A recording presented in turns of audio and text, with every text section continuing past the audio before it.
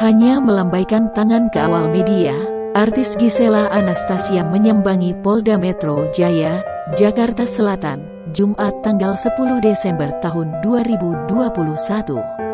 Mantan istri Gading Marten didampingi kuasa hukum tiba di Polda Metro Jaya pukul 9.10 waktu Indonesia Barat, turun dari mobil Alphard putih.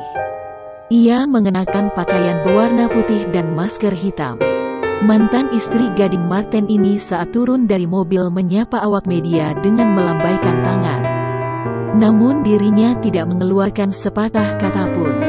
Mereka ditetapkan sebagai tersangka setelah keduanya mengakui sebagai orang di dalam video yang beredar di media sosial pada November tahun 2020. Keduanya terancam hukuman pidana penjara mulai dari 6 bulan hingga 12 tahun.